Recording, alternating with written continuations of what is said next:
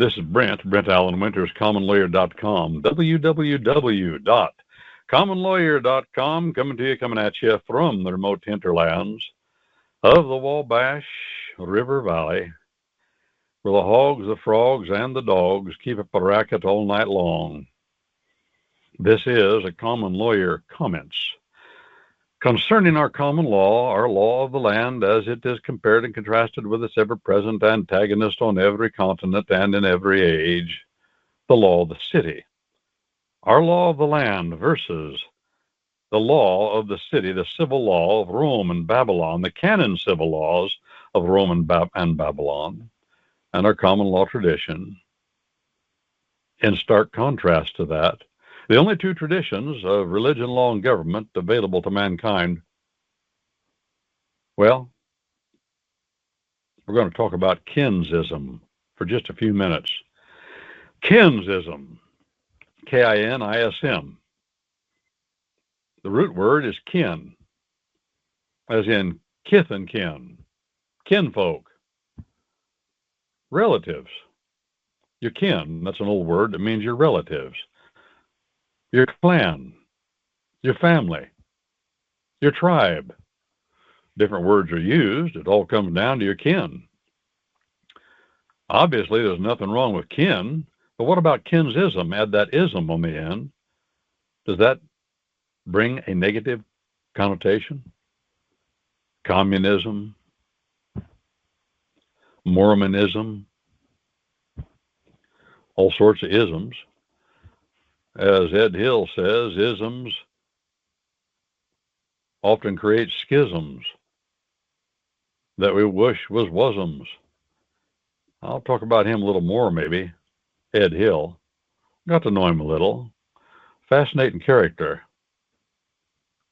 He was 3/4, well, let's put it this way to start it out. He was 1/4 Caucasian and 3/4 Negro. And that's the way he said it, too. He didn't like the word black, and he wouldn't use it to describe himself or any of his kin. He grew up in the German belt. Some people call it the German belt of Texas. Germanic people settled there, and of course, being Germanic, Scandinavian types, they like to milk cows. It's a big deal to them. They love to milk cows. I had a grandma that way, of Dutch extraction. Yep. She loved milk cows. She'd almost fight people.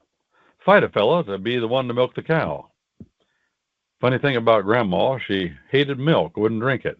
Now, butter, that was another matter. And she'd put butter on her bread, about a finger thick, and it was up in her mind that she had to have it all the way around the edge, all the way. She wasn't one of those that would be satisfied with smearing butter in the middle of the white bread. No, you put it all the way out.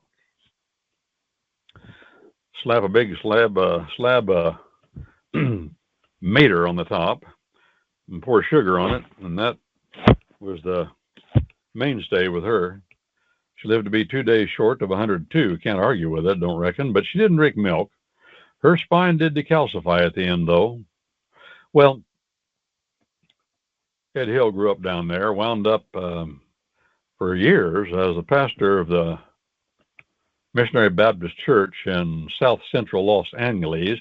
For those of you that don't remember, or maybe you weren't around or never knew to start with, Los Angeles is just south of Watts. It's a strip down the middle of the greater Los Angeles metropolitan area, and South Central's right here.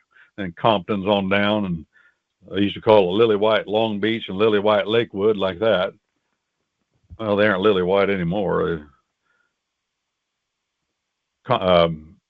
Watts, the people of Watts have populated into South Central and on down into Compton and on down into Long Beach and on down into Lakewood. But he wouldn't be called black, and he said, I'm an American Negro and you're a Caucasian. I don't like the word black. And he liked his own kin.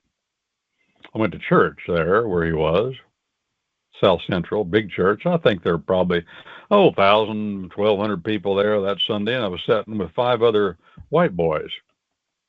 And he looked out.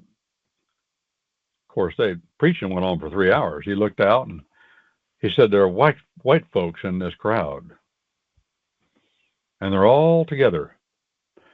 We think white folks, when they get together, can be dangerous, he said. And we do not allow segregation in this church building. If you're going to come to church here and visit these white boys, I want the ushers to come and take them by the hand and scatter them out all over this congregation. The ushers came, they had uniforms on, white gloves, and they scattered us out. And then I got to talk to him a little bit afterwards. I'd seen him down in San Diego. Well, I was glad to visit there, but I wouldn't want to make a habit of going to church there. Why? Well, it's more demonstrative than I'd want. It's their culture. It's not mine. They make a lot of noise that I am not comfortable listening to. I don't doubt their sincerity, and I thank God that they're Christian folk.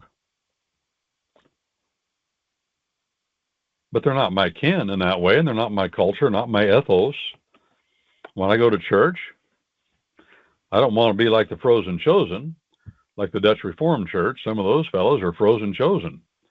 And boy, they don't move a muscle while they're in church, and everything has to be quiet. And I've been to some serious Dutch Reformed churches in that Dutch community up there in Indiana. Those folk milk a lot of cows too. Matter of fact, they produced the foremost proponent, that community up there in Indiana, produced the foremost proponent of the Reformed faith in America, a folk today called Calvinism. That was Cornelius Van Til. And he became professor at Princeton Theological School for years and years. Quite a fella, and a pretty good street preacher, by the way. He was a Presbyterian. So grew up Dutch Reformed, but then he went and taught at a Presbyterian school, which is Princeton. Kinsism. I wasn't comfortable being there at church. I wouldn't want to go all the time. I like my kin. I'm comfortable with my kin. I'm familiar to my kin, and I don't want to be around other people all the time. I appreciate them wanting to be around their own kind all the time. Is there anything wrong with that? No, God made us that way. He made us comfortable with which we are familiar. That's why Americans go to McDonald's. They go to Burger King. They go to Cracker Barrel. They go to these chain restaurants because when they walk in, they're familiar. No matter where they are in the country or even in the world, they're familiar with it. And they know what they're going to get. They know what they're going to be served if they order it by name. Well, I'm that way with my grandparents, my parents, my brothers, my cousins, just folk around home, kith and kin. This is Brent Allan Winters, commonlawyer.com.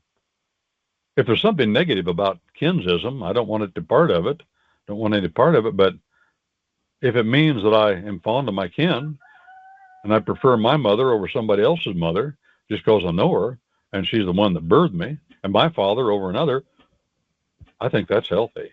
I know it is. Birds of a feather, God made us this way, we flock together. This is Brent Allan Winters, commonlawyer.com.